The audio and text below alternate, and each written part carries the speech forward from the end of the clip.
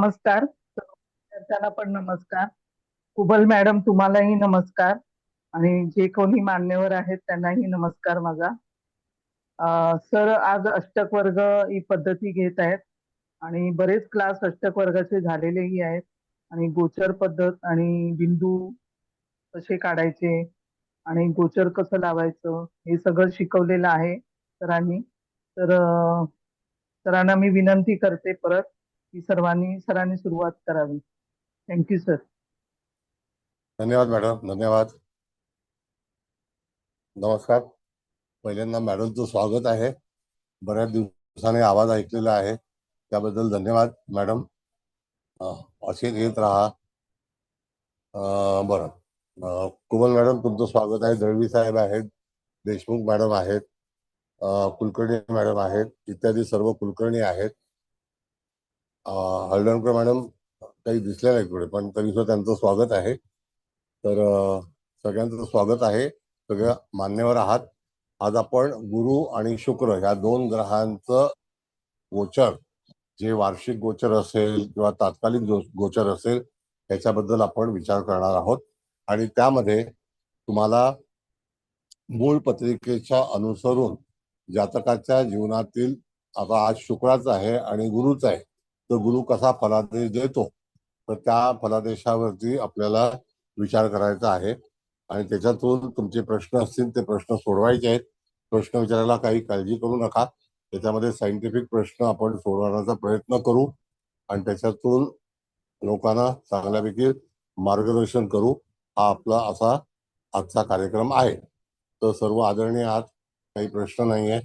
तर तुम्हाला जर काही आणखी समस्या असतील तर अवश्य विचारा. पहिल्यांदा मॅडम कुंडली लावतील.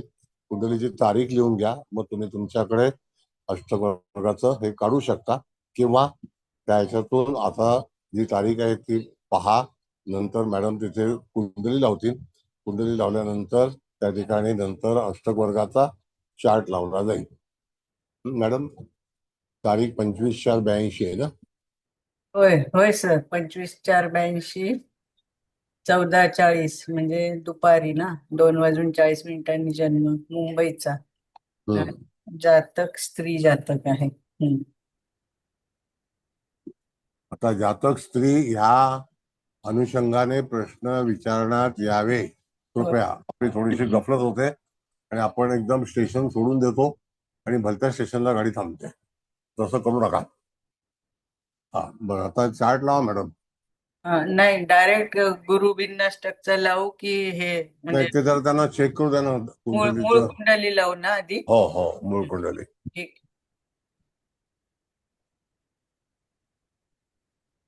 आता बघा, इथे शिवलग्न आहे. आता जेव्हा तुम्हाला विचारायचा प्रश्न असेल तर त्यावेळेला तो प्रश्न शिवलग्नाच्या संदर्भात चतुर्थ स्थान आहे, दशम स्थान आहे, भाग्यस्थान आहे, रवी बुधाची युती आहे, शनी मंगळाची युती आहे. आता हे मूळ जी काही आपली कुंडली असते त्याच्यामध्ये काही प्रश्न उपस्थित होतात. त्यामध्ये सप्तम स्थान आहे, तर इथे स्थानाला पण महत्व दिलेलं आहे. आता जे काही आपण गुण पाहणार आहोत ते राशीचे गुण पाहणार आहोत. त्यासोबत गोचर सुद्धा तुम्हाला लक्षात असणं अत्यंत आवश्यक आहे. कोणीतरी गोचर असेल तर ते काढून ठेवावं, म्हणजे इत्यादी ग्रह आपल्याला तपासता येतील आणि त्यावरून राशी कशा आहेत त्याचं वर्णन कसं असेल. आणि त्याच्यातून समजा 12वं स्थान आहे, चतुर्थ स्थान आहे, या संदर्भातील काही प्रश्न असतील तर ते प्रश्न कसे हाताळायचे आणि जातकाच्या जीवनामध्ये ते प्रश्न कसे सुटतील किंवा त्या ठिकाणी प्रसंग उपस्थित कसे राहतील याबद्दलचा जो भाग आहे तो आपण विचार करणार आहोत. सर्व भिन्नाष्टक जे वर्ग आहे त्याच्यामध्ये सर्व राशी आहेत आणि त्या राशींना होणारे योग आणि त्या ह्याच्यातून जर आपण विचार केला तर गोचरीचा ग्रह, आता आपण बघितलं तर मीन राशीमध्ये शनी महाराज आहेत. मग त्या ठिकाणी मीन राशीला फक्त 3 गुण शुक्राच्या गुरुच्या भिन्नाष्टक वर्गात आलेले आहेत. याचा अर्थ त्या ठिकाणी मीन राशीला अतिशय कमी प्रमाणामध्ये मार्क आहेत असं समजायचं. आता लावतील मॅडम, जरा बघा, आपण पुढे विचार करू. लावू का? हो येस मॅडम, लावा.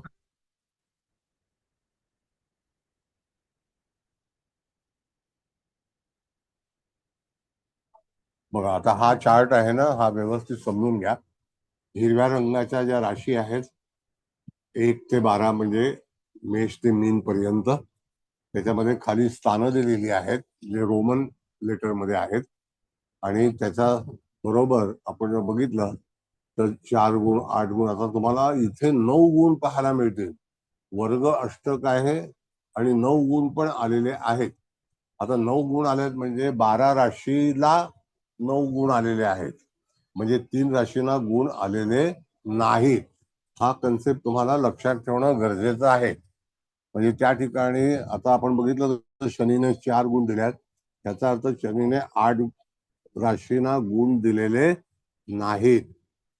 त्याच्यानंतर शनीनंतर गुरु आहे, गुरुला 8 गुण आलेले आहेत. गुरु स्वतःचा भिन्नाष्टक वर्ग आहे आणि त्याला 4 राशींनी नाकारलेला आहे, म्हणजे 8 गुणाला. 12च्या 12 राशींना गुण येत नाहीत.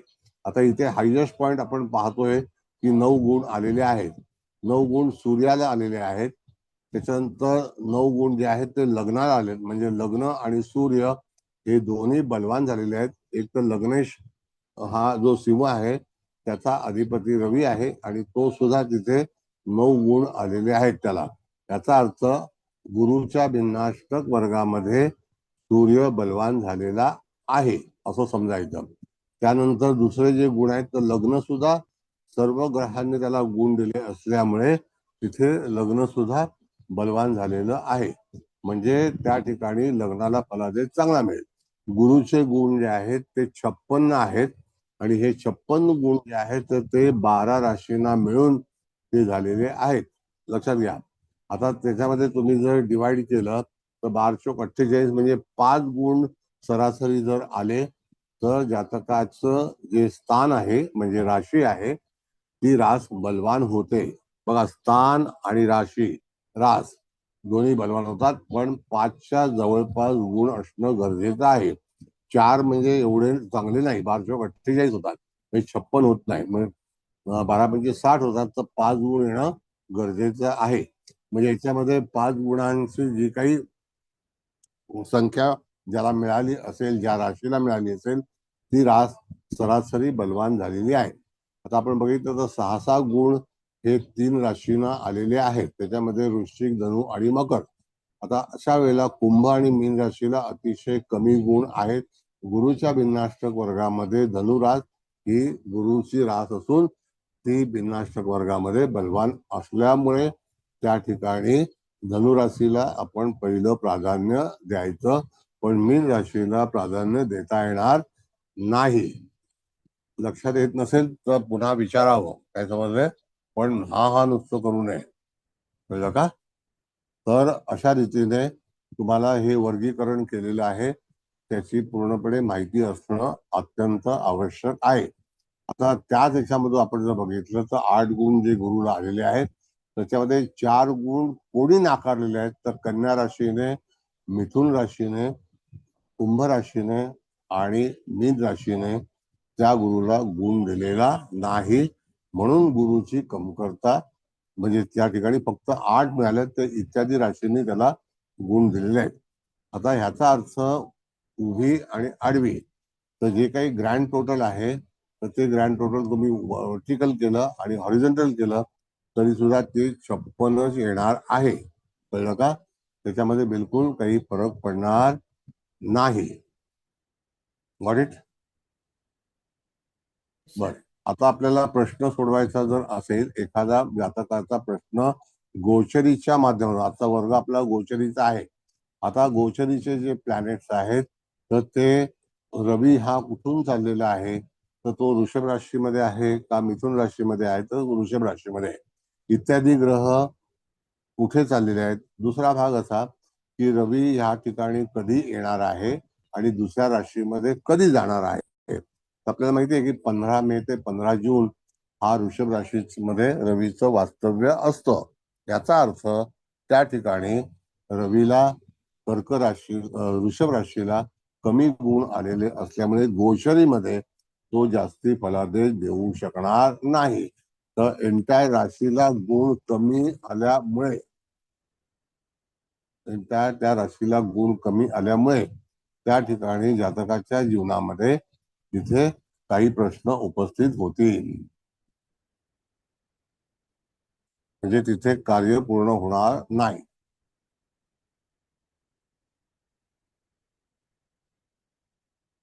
कळलं का? असं आहे. काही कळलं नसेल तर विचारा.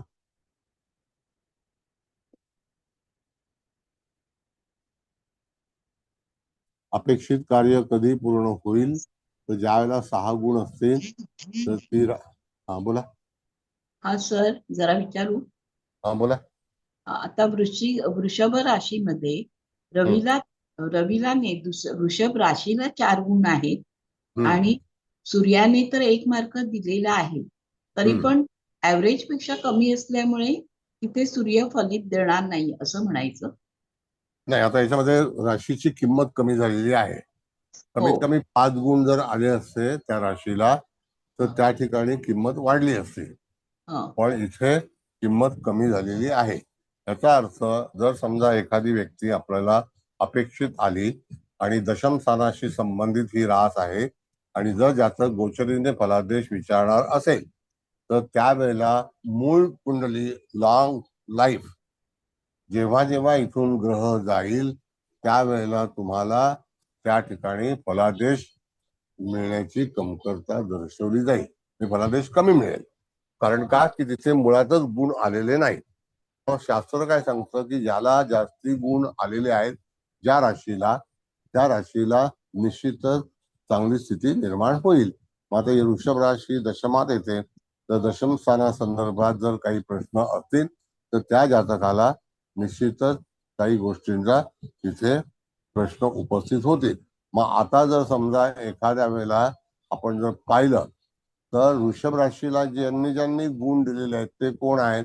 तर गुरुने गुण दिलेला आहे, सूर्याने दिलेला आहे, बुधाने दिलेला आहे आणि लग्नाने पण दिलेला आहे.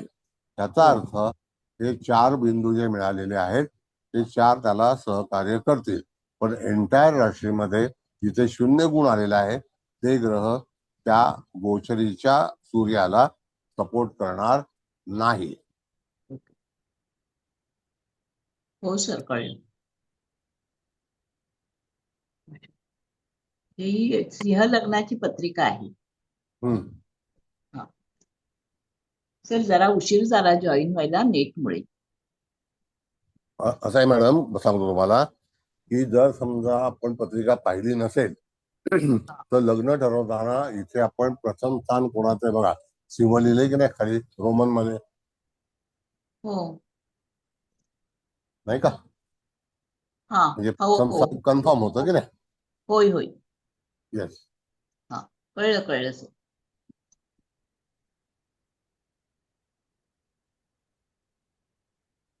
बर, आणखी म्हणजे गोचरीचा सूर्य आता इथे चाललेला आहे तर 5 गुण जिथे आल्यात त्या मिथुन राशीमध्ये आलेले आहेत. तर 5 गुण हे ऍव्हरेज आहेत. तर त्याचा अर्थ जातकाच्या जीवनामध्ये गोचरीचा रवी हा मिथुन राशीमध्ये आल्यानंतर जातकाला फलादेश मिळेल. तर मिथुन राशीचा अधिपती बुध आहे आणि त्या बुधाला तिथे गुण नाही आलेला, गुण मिळालेला नाही. पण तरी सुद्धा इत्यादी ग्रह त्याला निश्चितच सहकार्य करतील. मग जर समजा एखादं व्यापारी काम असेल, दुसरी गोष्ट की धनस्थानाचा पण अधिपती बुध आहे, मग त्या ठिकाणी कन्या राशीमध्ये बुधाने गुण दिलेला आहे का? तर दिलाय. कळलं? पण गोचरीचं जाताना तुम्हाला त्या ठिकाणी जी बॉटम लाईन आहे तिथून गोचर तपासायचं असतं, असा नियम आहे.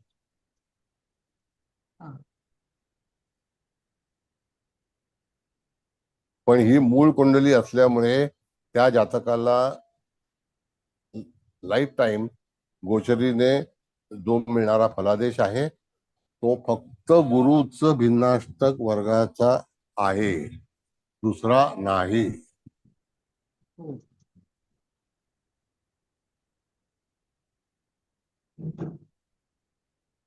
गुरुचं भिन्नाष्टक आहे म्हणजे गुरु तिथे फळ देईल का, म्हणून त्या ठिकाणी गुरुच्या भिन्नाष्टक वर्गामध्ये दशम स्थानाचा आपल्याकडे संबंध आला गोचरीने सूर्य भ्रमण करीत असल्यामुळे. पण आता त्या ठिकाणी गोचरीमध्ये आपण जर बघितलं तर तिथे मीन राशीमध्ये आता शनी महाराज आहेत. तर शनी महाराज या ठिकाणी पण 3 गुण आलेले आहेत. याचा अर्थ शनी गोचरीने गुरुच्या भिन्नाष्टक वर्गामध्ये बलवान नाही. लाईफ टाइम म्हणजे तिथे गोचरीने मीन राशीला जरी शनी जात असेल तरी तुला लाईफ टाइम फलादेश मिळणार नाही. अपेक्षित राहायचं नाही. कळलं? हो 3च मार्क आहे. 3 गुण आहेत. हम्म. आता मग त्या ठिकाणी जर समजा जातकाला एखादा प्रश्न असेल तर इथे गुणामध्ये वाढ होणं आपण बघितलं तर 6 गुण जिथे आलेले आहेत तिथे ती पॉझिटिव्ह पोझिशन आहे. हो आणि जिथे तिथे 4 आले ती निगेटिव्ह पोझिशन आहे. 3 तर अत्यंत निगेटिव्ह आहे. 5 एक वेळेला चालेल, ऍडवायजेबल आहे. मग तुम्हाला एखादा चंद्र ज्या दिवशी भ्रमण करेल तो 2.25 दिवस एका राशीमध्ये वास्तव्य करतो. त्यावेळेला त्या जातकाच्या जीवनामध्ये निश्चितच त्याचं कार्य त्या 2.25 दिवसामध्ये ती जी रास आहे ती कुठल्या स्थानाशी निगडीत आहे आणि त्याच्यातून फलश्रुती मिळणार आहे का याचा आपण संदर्भ घेऊन त्याला फलादेश द्यायचा. आणि त्या ह्याच्यातून जर समजा यदा कदाचित एखाद्या व्यक्तीच्या जीवनामध्ये शनी हा मंदगतीचा ग्रह आहे, गुरु मंदगतीचा ग्रह आहे, राहूचा अजूनपर्यंत आपण विचार केलेला नाही, पण आता हे गुरुचं भिन्नाष्टक असल्यामुळे त्या ठिकाणी शुक्र, रवी, चंद्र, मंगळ, बुध या सगळ्यांचा विचार करायचा. आणि ते जे 7 ग्रह आहेत आणि एक लग्न, आता एक लग्न जे आहे त्याचा सुद्धा इथे आपण विचार केला तर लग्न हे कुठलं आहे तर सिंह आहे. त्याला 4 गुण आलेले आहेत. कळलं? लग्न सिंह आहे ना, होय होय 4 गुण आहे. त्याला 4 गुण आले आहेत. मग लग्न सुद्धा प्रभावी होईल का गुरुच्या भिन्नाष्टक वर्गामध्ये? नाही. गुरुच्या ज्या ज्या गोष्टी असतील त्याच्याशी अपेक्षित असणारं जे स्थान आहे त्या स्थानामध्ये गुरुची सोबत साथ किंवा फलादेश त्याला मिळेल का? सर घराबद्दल प्रश्न विचारला तर होऊ शकतं ना काम? कारण वृश्चिक राशीला 6 मार्क आहेत. आता ऐका 2 मिनिटं. वृश्चिक राशीला सर्वाष्टक मध्ये किती मार्क आहेत हे पाहावं. 25 आहेत सर. म्हणजे पुअर आहे. हम्म. कितीही जरी हे केलं तरी सुद्धा 25 मार्काने त्या ठिकाणी पूर्णता येणार नाही. आणि मग नंतर ऑप्शनल मंगळाचं भिन्नाष्टक बघायचं, कारण कारकग्रह प्रॉपर्टीचा स्थानाचा कारकग्रह चंद्र आणि गुरु आहे. पण रिलेटेड ज्याला आपण म्हणतो की मंगळ हा प्रॉपर्टीचा कारक आहे. मग मंगळाच्या भिन्नाष्टक वर्गामध्ये चतुर्थ स्थानाला किती गुण? किती? 0 गुण दिले होते. सगळे शून्य गुण आहेत सर. मग नाही. कोणीच नाही, एक सुद्धा गुण नाही दिलेला. नाही झालं. मग नाही, मग अपेक्षित नाही. म्हणजे त्याने आपल्या नावावर कधीच प्रॉपर्टी घ्यायची नाही. हा प्रॉपर्टीचे प्रश्न सॉल्व्ह होणार नाहीत. हा काहीतरी प्रश्न उपस्थित होतील. होतील. म्हणजे अष्टक वर्गामध्ये तुम्ही जर तपासायला गेलात तर त्या हा. ठिकाणी मूळ सर्वाष्टक हे अतिशय कमी प्रमाणात आहे. त्यातून मग ऑप्शनलला तुम्हाला मंगळाच्या भिन्नाष्टक जो राशी स्वामी आहे त्याचं भिन्नाष्टक वर्ग तपासायचं आहे. हा. तर त्याच्यामध्ये सुद्धा 0 गुण आलेला आहे. याचा अर्थ तिथे नॉट परमिटेड.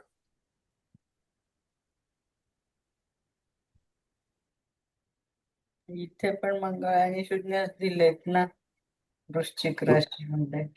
काय म्हणता? नाही ह्या म्हणजे आता आपण हे बघतोय ना गुरु भिन्नाष्टक, तर ते हा. पण म्हणजे वृश्चिक राशीला मंगळाने 0 गुण दिलाय ना. हो हो हो. नाही पण ग्रँड टोटल जी मॅडम आहे ना ती हा. ऑलवेज हो ना ती लक्षात पण ठेवावी. कमी आहे. Yes, 24च आहे ना. yes. 25 24.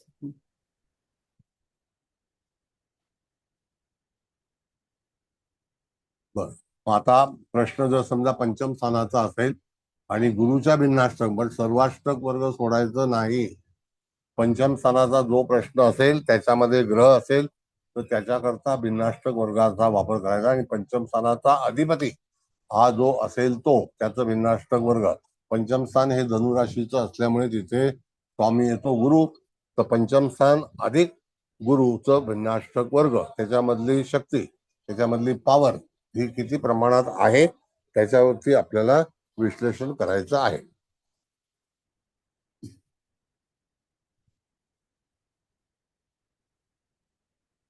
बोला.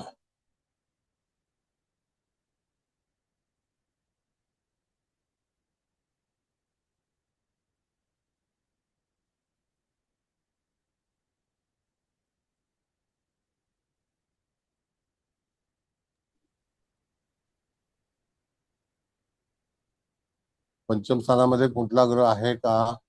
केतू आहे, केतू. केतू नाही, केतू इथे धरला जात नाही. हा, सॉरी. पण सर सर्वाष्टकात 27च गुण आहेत मग कमी आहे, धनुराशीला. कमी हा. आहे, हो. कमी आहे. मग जातकाला फलादेश करते वेळी तुम्हाला भिन्नाष्टक आणि सर्वाष्टक वापरल्यानंतर त्या पर्टिक्युलर स्थानाचे त्याला चांगल्यापैकी यश मिळणार नाही, तो अपेक्षित यश मिळणार नाही असं सांगायचं.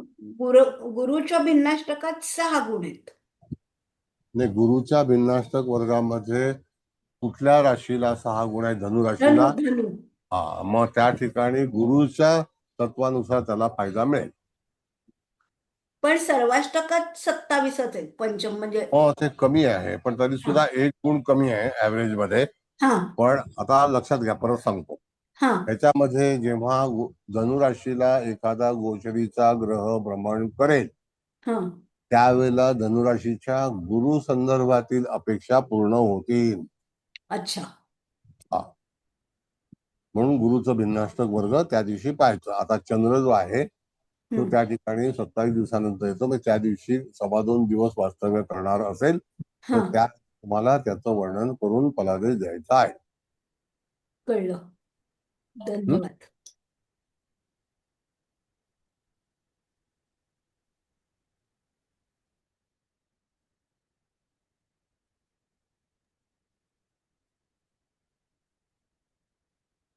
लक्षात.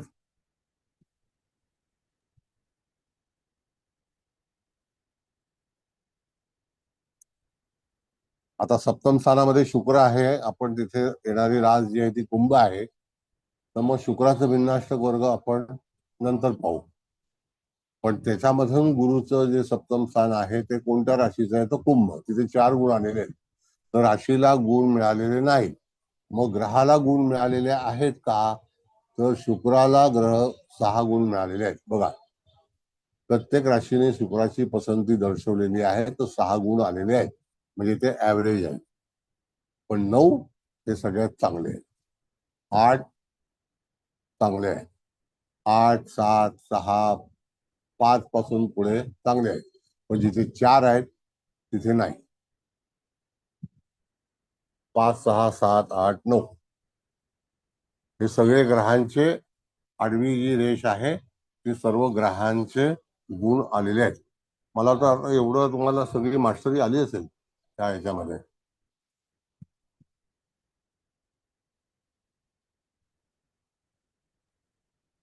पण सप्तमात सर्वाष्टकात 29 गुण आहेत. मग तो सर्वाष्टकामध्ये त्याचा इफेक्ट थोडा मिळेल. हो, मिळेल. आणि शुक्राला गुण पण आलेले आहेत ना मॅडम? शुक्राला गुण पण आलेला आहे. म्हणजे सप्तम स्थानाचे तिथे चांगल्यापैकी यश मिळेल. आता ज्याप्रमाणे आपल्याला आधान कुंडलीचा आपण जेव्हा वाचन केलं होतं सोमवारच्या दिवशी, त्यावेळेला सांगितलं होतं की रवी पासून 10वां जे स्थान आहे त्याच्यामध्ये तुम्हाला कसं यश मिळेल याचा आपण परिचय मांडला होता, माहिती आहे ना तुम्हाला? हो. हो सर. मग तशाच प्रकारे तुम्हाला अष्टक वर्गाचं असं आहे. आपण गुरुच्या बद्दल पण हे केलं होतं की गुरुच्या 9व्या दृष्टीने कशी फलितं मिळतात. हो. म्हणजे आता रवी आहे वृषभेत, म्हणजे तो आता फळ देणार कुंभ राशीला जेव्हा भाव मध्याला येईल त्यावेळेला, आणि शुक्रावरती येईल तेव्हा. 2 मिनिटं तुम्ही विचार करा आपसात. तोपर्यंत मला एक अर्जंट फोन येतोय, तो करतो मी. हा, ठीक आहे.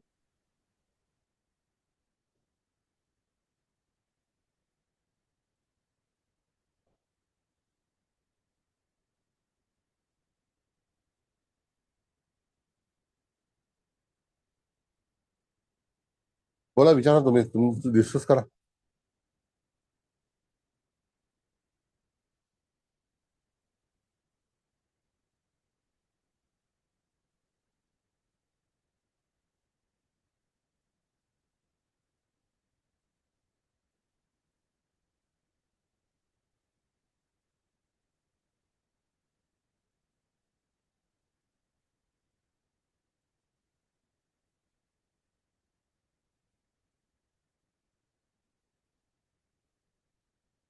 महेश भाई, फोन किया था आपने?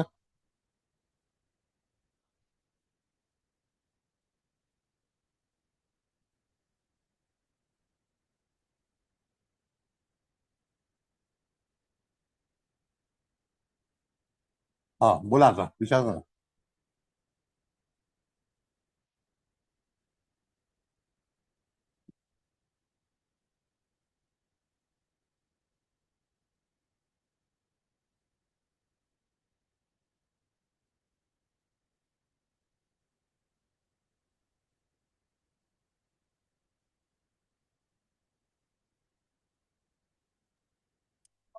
विचारा विचारा, वेळ कमी आहे.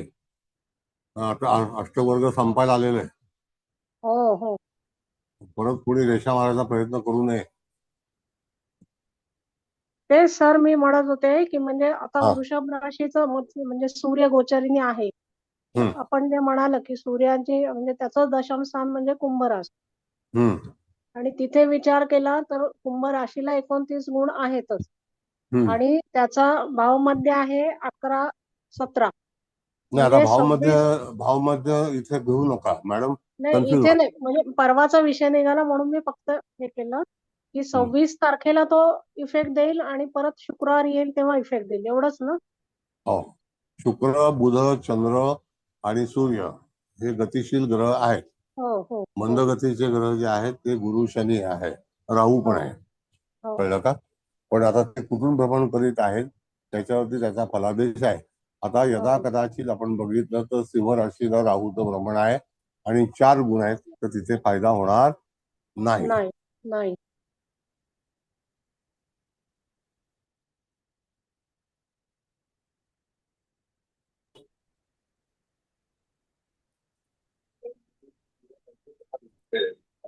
म्हणजे तुम्हाला कळलं आता की 5, 6, 7 जिथे जिथे गुण आले असतील तिथे चांगल्यापैकी गुण मिळतील.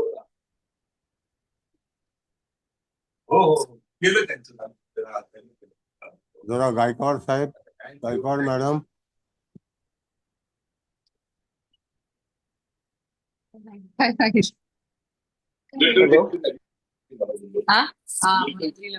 पण मॅडम प्लीज तुमचा माईक बंद करा. हॅलो. माझा माझा माईक बंदच आहे. विजया गायकवाड कोणी? सॉरी मला जन्मतारीख लावता का मॅडम? हा, बोला, काय म्हणता? हॅलो. हा, जन्मतारीख लावता का? कारण लेट नव्हतं मगाशी सुरुवातीला. जन्मतारीख जरा मॅडम सांगा. ,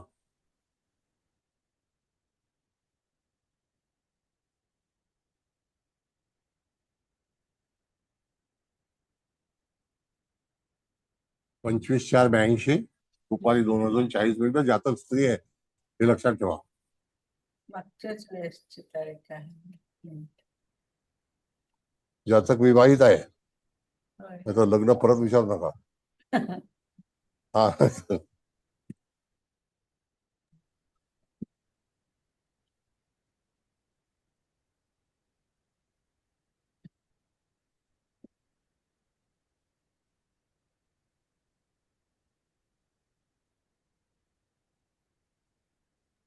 धन्यवाद धन्यवाद.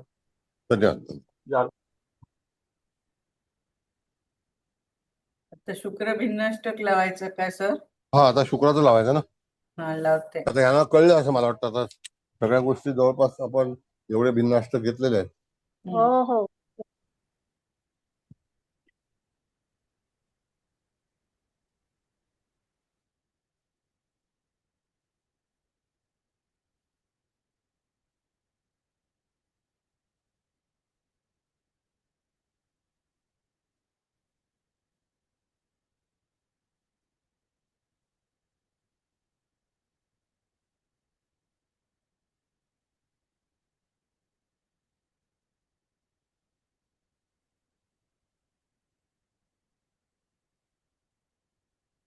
हा, शुक्राचं भिन्नाष्ट काय बघा. काय वाटतं, मूळ 52 गुण आहेत एकूण शुक्राला. आता त्यामध्ये 52 भागिले 12 केले तर किती होतात? 4, 4.5, 5 काहीतरी. हा, 5 तर गुण पाहिजेतच. हा. तर इथे 4 गुण, 3 गुण, 2 गुण फेल्युअर आहेत. कळलं? पुन्हा त्याच्यामध्ये शुक्राच्या याच्यामध्ये सतत गोचर लक्षात ठेवावं. गोचरीने आता पुन्हा आपण बघितलं तर वृषभ राशीला सूर्य हा निश्चित चांगल्यापैकी फलादेश देईल. तो कोणाला देईल? तर वृषभ राशीला देईल.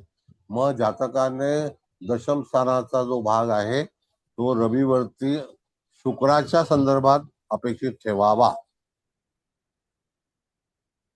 आणि सर्वाष्टक मध्ये किती गुण आलेले आहेत वृषभ राशीला ते पाहावे. 5 आले. सर सर्वाष्टक मध्ये 27 आहेत. 27. मग तिथे गोचरीने जाताना सूर्य हा 5 गुणांमध्ये आहे, तर त्या ठिकाणी वृषभ रास 5 गुणांनी आहे. याचा अर्थ गोचरीमध्ये जातकाच्या जीवनामध्ये जे काही अडलेलं काम असेल ते शुक्राच्या भिन्नाष्टक वर्गामध्ये सूर्य मिळवून देईल.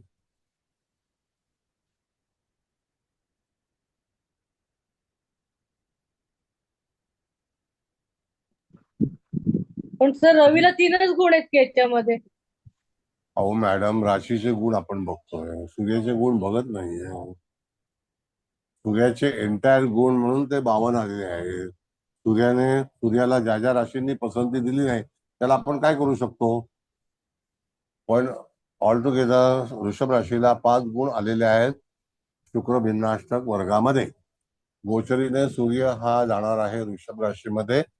त्या कालावधीमध्ये शुक्राचं जे काही कार्य असेल त्याच्यामध्ये शुक्राच्या भिन्नाष्टक वर्गामध्ये यश मिळेल आणि ते दशम स्थानाशी संबंधित आहे. कळलं काय? इथे शनीने 7 गुण दिलेले आहेत ते सगळ्यात, आणि 9 गुण दिले शुक्राने स्वतः शुक्राच्या भिन्नाष्टक वर्गामध्ये. म्हणजे शुक्राला सगळ्या राशींनी पसंती दिली म्हणून 9 गुण आल्यात. चंद्राला पण 9 गुण आल्यात. लग्नाला 8 गुण आलेले आहेत. कळलं? समजलं सर. हा.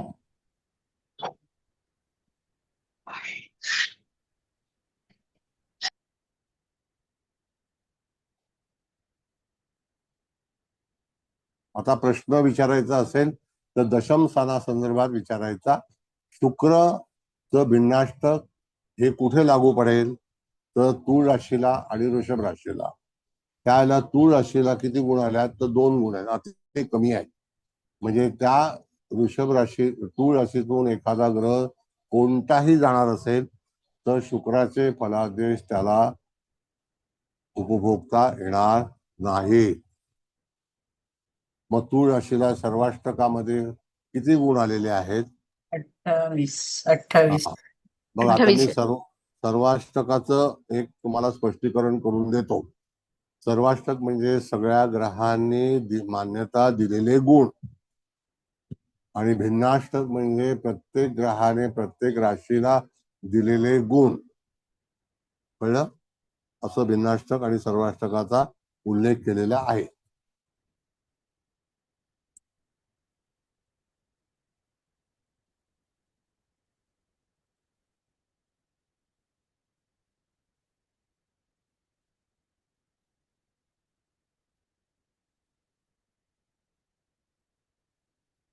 बोला.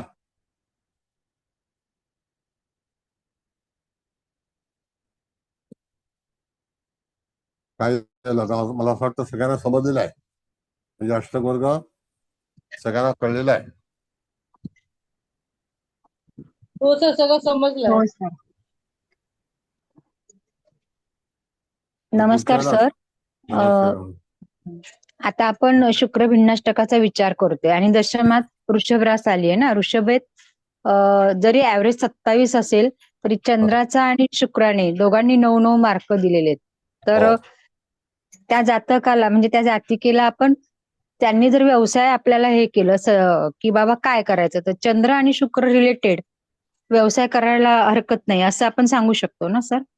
बघा आता मॅडम परत सांगतो तुम्हाला, सर्वाष्टकाचा जेव्हा आपण विचार करणार आहोत दशम स्थाना संदर्भात, बरोबर आहे? हो.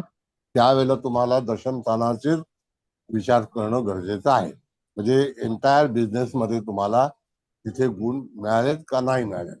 आता जर समजा तिथे तुम्ही वृषभ रास आहे आणि शुक्राचेच व्यवसाय करणार आहात, तर तिथे शुक्रच्या भिन्नाष्टक वर्गामध्ये किती गुण आले त्या राशीला, तर 5 आले. म्हणजे ते परमिटेड आहेत. हो. 12×5 = 60 होता, म्हणजे त्या ठिकाणी 5 गुण आल्यात तर हरकत नाही जर शुक्राचा व्यवसाय करायचा असेल तर. असं जो तुम्ही आता विचारलेला प्रश्न जो आहे ना मॅडम, त्याच्यावरून प्रत्येक ग्रहाचं भिन्नाष्टक त्या राशीने तिथे फायदेशीर आहे का, आपण सर्व ग्रहांचं भिन्नाष्टक आतापर्यंत वाचलेलं आहे, रवी पासून ते शुक्रापर्यंत. हो सर. मग त्या ह्याच्यातून बोला. नाही बोला सर.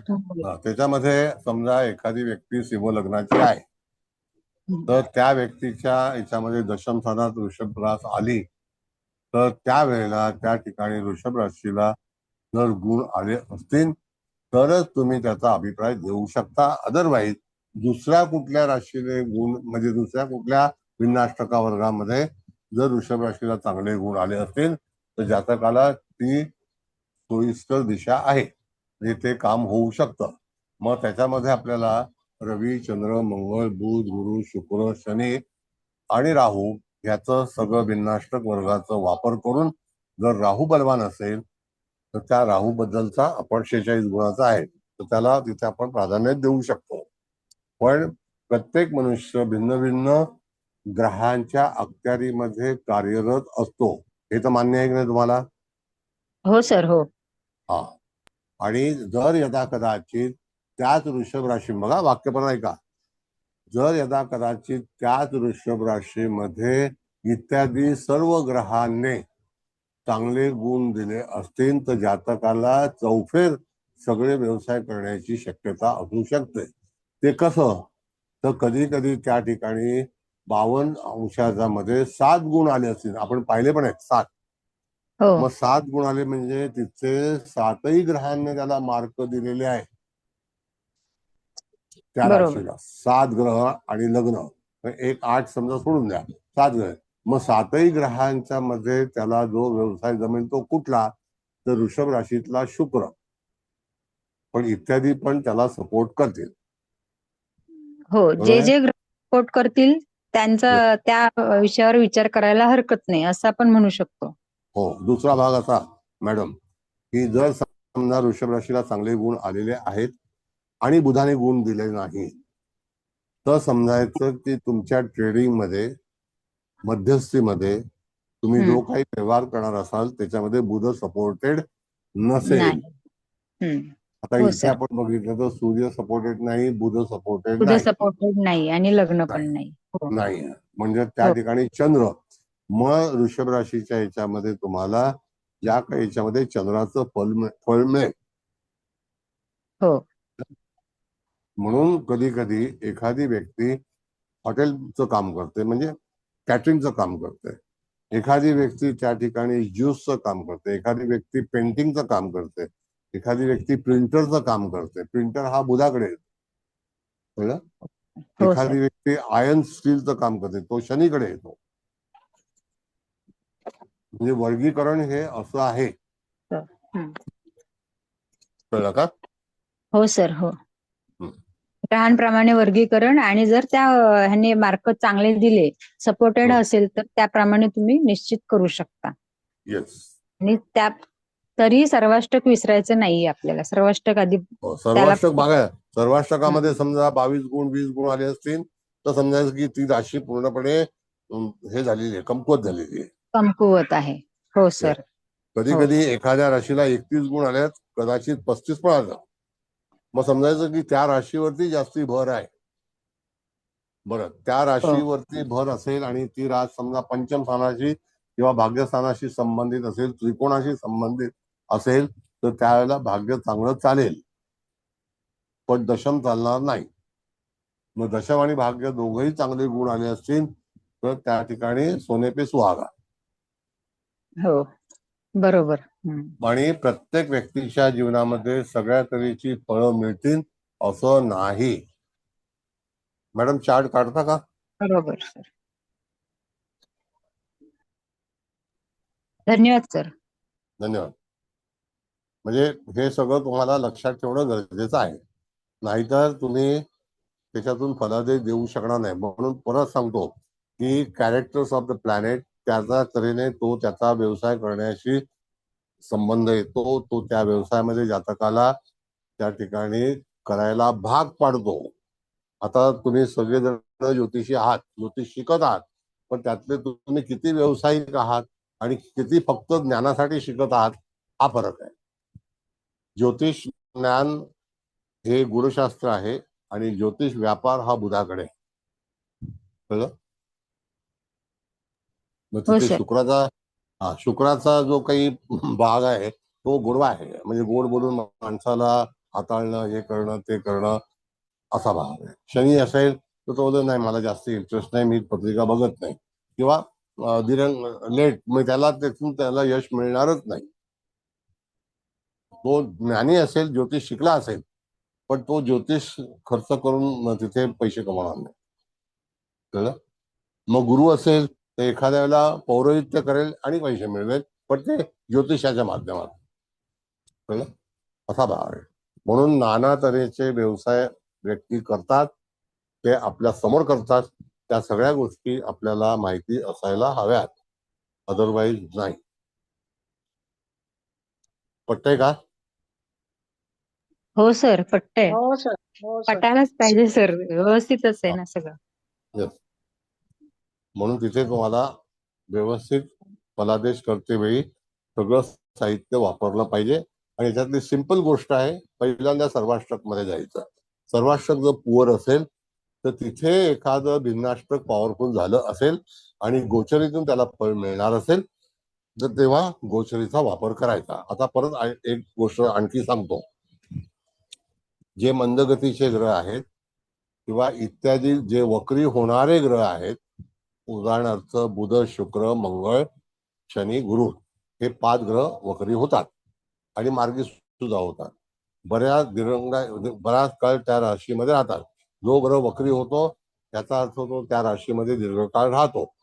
तर शनी आणि गुरुचा जे भाग आहे तो तुम्ही जर तपासला तर आता शनी महाराज जे आहेत ते एंटर झाले तर त्यावेळेला ते गुरुच्या नक्षत्रातून त्यांनी मीन राशीमध्ये प्रवेश केला. मान्य आहे तुम्हाला? हो सर. हो. बरोबर आहे. बरं, त्याच्यानंतर त्यांनी शनीचं जे काही नक्षत्र आहे ते त्यांनी आता सुरू केलेलं आहे. बरोबर? हो हो. हा, आता शनीचं नक्षत्र आहे हे बरोबर लक्षात ठेवणे. त्याच्यानंतर तो ग्रह किती अंश पुढे जाणार आहे त्याच्यावरून ज्यावेळेला सूर्य हा पुष्य नक्षत्रात जेव्हा एंटर करेल तेव्हा वक्रीचे वेध लागू सुरू होतात. एवढा सिंपल पार्ट आहे. त्याच्यामध्ये ताराचक्राचा वापर केला तर जन्म पुष्य नक्षत्रात असेल आणि पुन्हा जन्म पुष्य नक्षत्रात असेल, ती जी पूर्ण सिक्वेन्स आहे 3 ग्रहांची, पुष्य, बरोबर आहे की नाही? हो. बरोबर आहे. हो. उत्तरा भाद्रपदा, अनुराधा उत्तरा भाद्रपदा. हा, मग ती जी सिक्वेन्स आहे तर समजायचं की मीन राशीमध्ये जेव्हा ग्रह वक्री होणार आहे शनीसारखा, तर त्यावेळेला तुम्हाला ज्या नक्षत्रात शनी असेल त्या नक्षत्राशी संबंधित जातक वक्री दर्शवणार.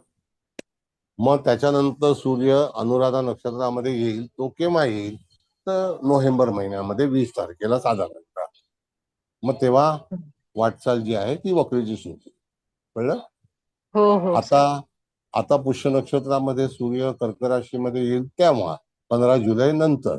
आता 15 जुलैमध्ये पहिलं जे पुनर्वसूचं चरण आहे तेव्हा वक्री होणार नाही.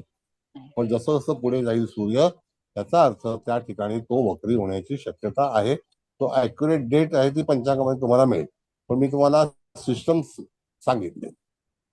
हो सर. हो. मग पंचांगात बघा तुम्ही काय असेल तर. कळलं? आता गुरु मिथुन राशीमध्ये आहे हे नक्की आहे, तुम्हाला माहिती आहे. बरोबर? हो सर बरोबर आहे. आता मिथून येतच आहे. हो. त्याच्यानंतर गुरु आता कर्क राशीमध्ये पण जाणार आहे, हे पण खरं आहे. हो. कर्क राशीतून तो पुन्हा मिथुन राशीमध्ये येणार आहे. त्यावेळेला त्याची गती वक्री असणार आहे, हे पण तेवढंच खरं आहे. हो हो.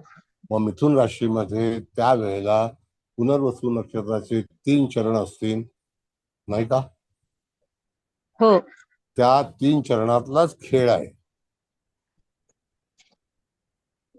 मग तेव्हा नक्षत्राची पद्धती लक्षात ठेवावी. पण मिथुनेला गुरु परत जाऊन येणार एवढं नक्की. कळलं? बरं. आता भाग असा राहिला मॅडम की गुरु जेव्हा राशांतर झालं, वाक्य व्यवस्थित आहे का? गुरुचं जेव्हा राशांतर झालं ते 15 मेला झालं. हो सर बरोबर. त्यावेळेला सूर्य हा 00 अंशावरती होता. बरोबर? आणि गुरु सुद्धा 00 अंशावरती मिथुनेमध्ये होता. आता 15 मेला मेष राशीमध्ये सूर्य येतो का वृषभ मध्ये येतो? तर वृषभ मध्ये येतो. वृषभेत येतो. बरोबर आहे की नाही? हो हो वृषभेत वृषभ मध्ये मकर नवमांश आहे, कृत्तिका नक्षत्राचं दुसरं चरण. तिथे 00 अंश होते आणि गुरुचे 00 अंश होते. त्याच्यातला फरक हा 30 अंशाचा होता. पंचांग चेक करणे आणि मग सांगणे. म्हणजे गुरुने राशांतर केलं त्यावेळेला दोघांमधला फरक हा 30 अंशाचा होता, हे निश्चित आहे. होय सर. बरोबर. बरोबर आहे. आता अजूनपर्यंत सूर्याने मिथुन राशीमध्ये प्रवेश केलेला नाही. तोपर्यंत गुरुची गती वाढणार नाही. मग सूर्य ज्या वेळेला 15 तारखेच्या जून महिन्यामध्ये मिथुन राशीमध्ये प्रवेश करेल आणि ताबडतोब गुरुची गती वाढेल. त्याला अतिचारी म्हणतात. मग त्यावेळेला अष्टक वर्गामध्ये फलादेश देताना तो मंदगतीचा ग्रह आहे, पण सूर्य हा जलद गतीचा ग्रह आहे. तो तिथे 29 दिवसच राहणार आहे, पण गुरु हा बराच काळ राहणार आहे. कळलं? हा टेक्निकल पार्ट जर तुम्हाला माहिती नसेल तर तुम्ही भविष्य कथन करू शकणार नाही. म्हणून पंचांग लक्षात ठेवावं. आता मी तुम्हाला सांगितलं 00 अंशावरती रवी होता तेव्हा 00 अंशावरती गुरु होता. आणि त्याच्यामध्ये मला वाटतं 20 कलेचा फरक होता, असं मला वाटतं. 20 कलेचा फरक असेल. 37 कलांचा फरक आहे. 37. हा मग 37 कलेचा फरक होता, म्हणजे अर्ध्या अंशाचा फरक होता. बरोबर ना? हो सर. हो सर. हा भाव आहे.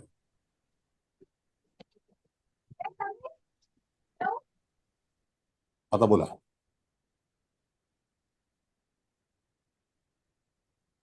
म्हणून प्रत्येक वेळेला तुम्हाला एक तर तुमच्याकडे सॉफ्टवेअर आहे, एक तर तुमच्याकडे पंचांग आहे. पंचांग रोजचं पाहण्याची सवय ठेवा. मी काही रोज पाहत नाही, तर मला ती सवय नाहीये.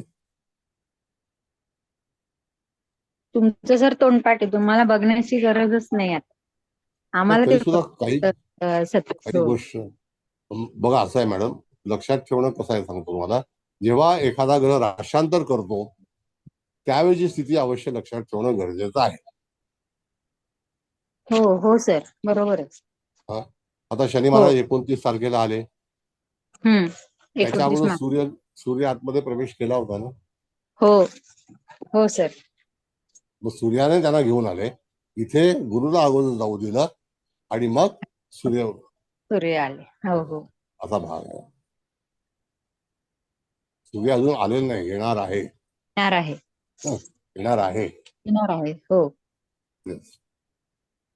म्हणजे राशांतर केल्यानंतर आफ्टर 30 डेज सूर्य एंटर होणार आहे. हे गणित लक्षात ठेवा. हो.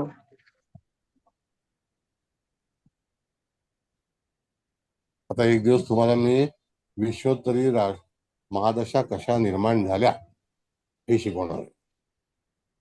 हो सर. वा, चालेल चालेल सर.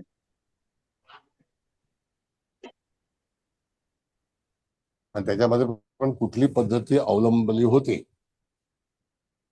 याचा विचार करायचा. सर आपलं अजून एक तुम्ही फिंगरप्रिंटचं पण चालू केलं होतं सर, ते पण राहिले, ते कधी घेणार सर? कळा वेळ मिळू द्या जरा. अंगठ्यावरून चालू केलं होतं तुम्ही. हो, एकच वर्ग झाला त्याचा.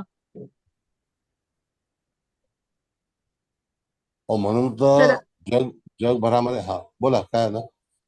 हा सर, अक्षर ज्योतिष पण राहिलंय सर आपलं. आता करायचंय. म्हणणार होते.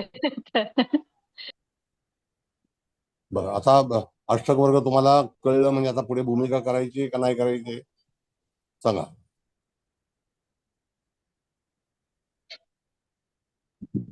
सर समजला अष्टक वर्ग पूर्णपणे कळलं आता तुम्हाला. म्हणजे आता अष्टक वर्गाचा वर्ग मी आज समाप्त करतो असं घोषणा करू.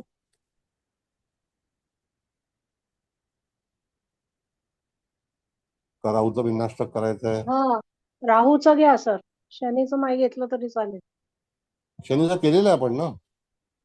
नाही, या कुंडलीचं नाही केलं. त्या कुंडलीचं नाही सर. नाही, मागच्या मागचं केलेलं आहे, मागचं केलेलं आहे. त्यामुळे फक्त राहूचं घेतलं तरी चालेल.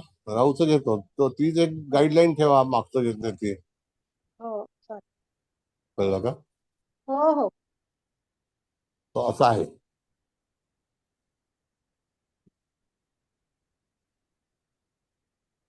बोला, आणखी काही प्रश्न उत्तर? मग बुध शुक्राचे जे नियम आहेत वक्री मार्गीचे, ते त्या ठिकाणी एकाच कॅव्हिटी मध्ये पुढे मागे एक राशांतर कारण तो राशी बदलतो. त्यांनी राशी बदलणार नाही. त्यांनी आता तिथपर्यंत येऊन थांबणार आणि परत प्रोसेस येईल. फक्त मकर राशीमध्ये शनी मागे येईल.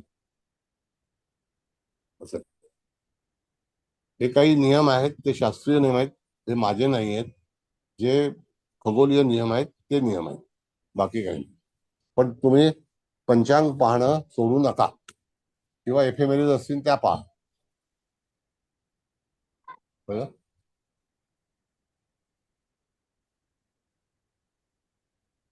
बाकी तिथी नक्षत्र वार करण योग वगैरे हे तुमच्या उपयोगाचं असेल, काही कार्यक्रम असेल तेव्हा चांगला काळ असेल तर त्याच्याकरता ते ऑप्शनल आहे. पण प्लॅनेटरी पोझिशन हे तुम्हाला भविष्यामध्ये काय घडणार आहे हे दर्शवतं.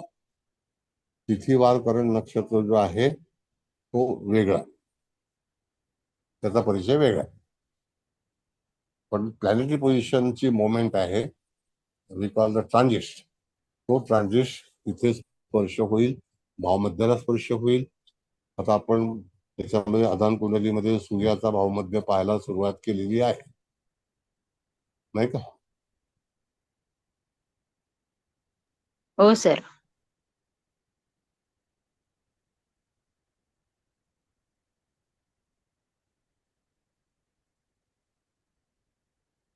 आणखी काय?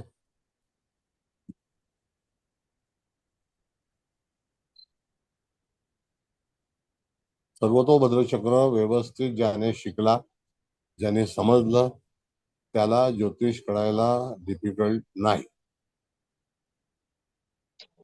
म्हणून सर्वतोभद्र चक्राचे प्रोग्राम आहेत, ते पहा. तुम्हाला वेळोवेळी तुम्हाला आता पोदार मॅडम करतात कधी कधी अभ्यास.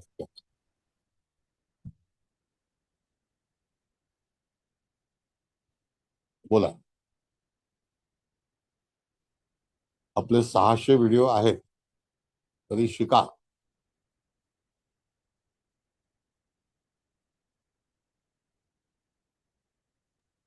आणि ज्योतिष हे कधी संपत नाही.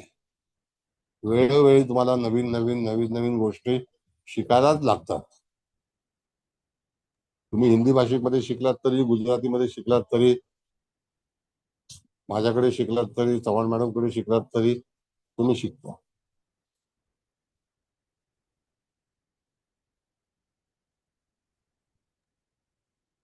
तर नमस्कार. नमस्ते. आपलं A क्लास झाल्यानंतर अष्टक वर्गातला जो त्रिकोण शोधन आणि एकाधिपत्य वगैरे जो भाग आहे तो घेणार आहात किंवा काय असं माहितीसाठी? त्रिकोण शोधन ते घेतलं, त्रिकोण शोधन सांगितलं होतं ना, घेतलं गेल्या वेळेला. हो का सर? नव्हतं त्या दिवशी. घेतलंय. नाही, मी होतो पण ते घेतलेलं आहे. ते वारंवार नाही घेणार आता, वारंवार नाही घेणार. तर परत मला पण दुसरं काम असतं ना, सारखं हेच करून. हो सर.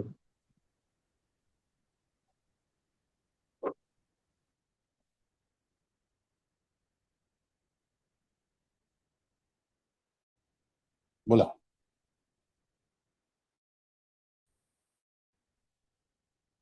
ज्याला कळलं नसेल, आणखी काही विचारायचं असेल अवश्य विचारा.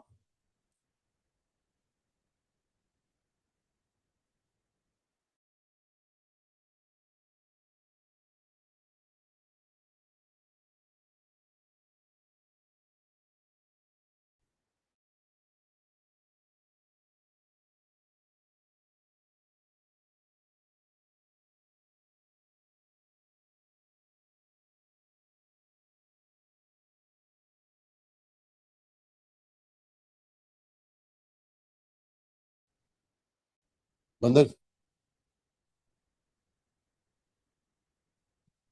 बोला. पण शिका.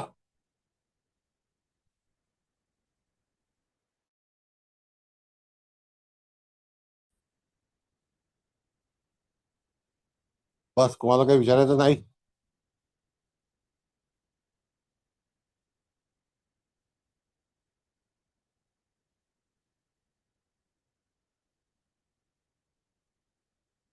हॅलो, काय झालं? सगळे गप्प बसले. नमस्ते, बोला.